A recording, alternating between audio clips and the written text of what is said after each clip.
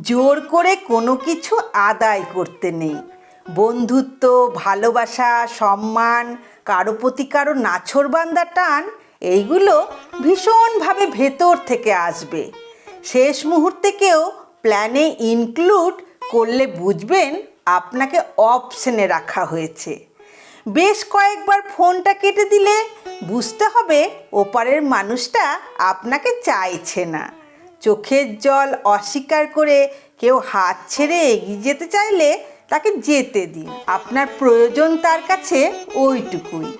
কেউ জন্মদিন ভুলে গেলে বুঝবেন সে মনেই রাখতে চায়নি। অসময়ে খোঁজ না নিলে জানবেন তার প্রায়োরিটি লিস্টে আপনার নামটা নেই। আমাদের সবারই লিমিটেশনসগুলো বোঝা উচিত। ফেরত আসা অভ্যেস করা উচিত। হকচকিয়ে থামতে জানা উচিত।